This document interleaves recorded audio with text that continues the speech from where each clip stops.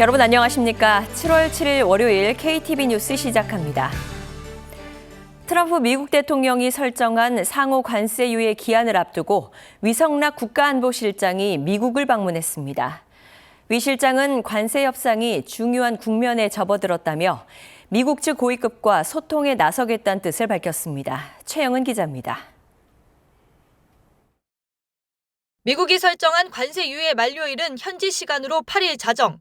트럼프 대통령이 각국의 상호 관세율을 서한으로 통지하겠다는 계획을 밝힌 상황에서 위성락 국가안보실장이 미국을 방문했습니다.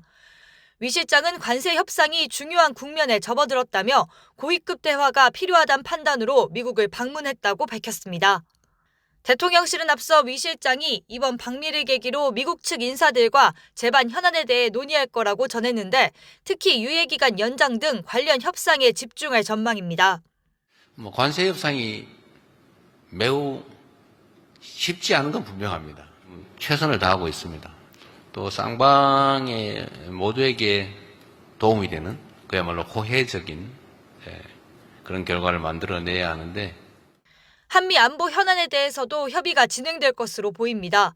위 실장은 카운터파트인 마코 루비오 미 국무부 장관 겸 백악관 국가안보 보좌관을 만나는데 이 자리에선 방위비 분담금 증액 문제가 의제에 오를 가능성이 높습니다.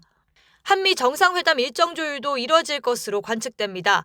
앞서 이재명 대통령은 지난달 G7 정상회의 방문을 계기로 첫 한미 정상회담을 추진했지만 트럼프 대통령의 조기 귀국으로 무산된 바 있습니다.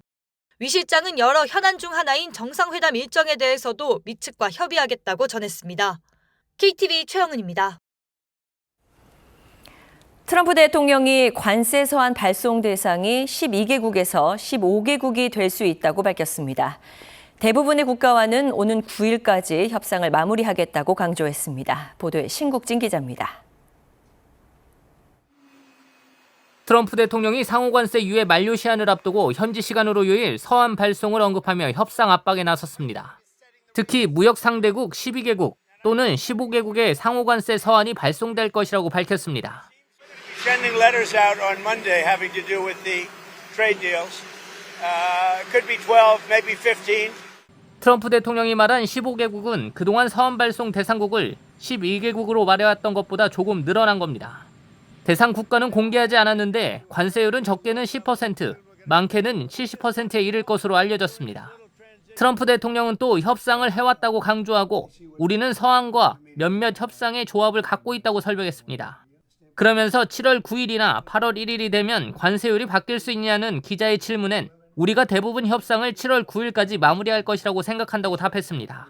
베센트 미국 재무장관도 시한 내 협상이 이뤄지지 않는 나라는 다음 달 1일부터 고율 관세를 부과하겠다고 압박했습니다. 특히 일부 국가와는 협상 타결이 임박했다며 아직 협상에 나서지 않은 최대 100개국에도 서한을 보낼 것이라고 밝혔습니다. 현재까지 미국과 무역 협상을 타결한 국가는 영국과 베트남, 우리 정부는 여항구 통상교섭본부장에 이어 위성락 국가안보실장까지 미국을 방문해 협상에 속도를 내고 있습니다. KTV 신국진입니다.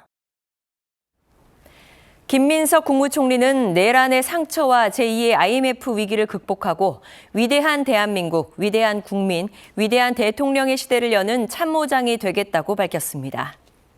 김 총리는 오늘 오전 정부 세종청사에서 열린 제49대 국무총리 취임식에서 이같이 말했습니다. 이어 국정 방향의 실현을 챙기고 살피는 국가종합상황본부장, 국민의 새벽을 지키는 새벽총리가 되겠다고 덧붙였습니다. 대통령실이 청년 정책을 수립하는 청년 담당관을 신설하고 공개 채용 방식으로 선발하겠다고 밝혔습니다.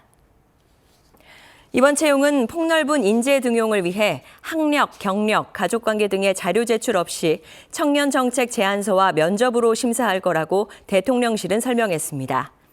선발될 청년 담당관은 남녀 각 1명씩으로 대통령실 국민통합비서실에서 청년 삶의 실질적 개선을 위한 업무를 맡을 예정입니다.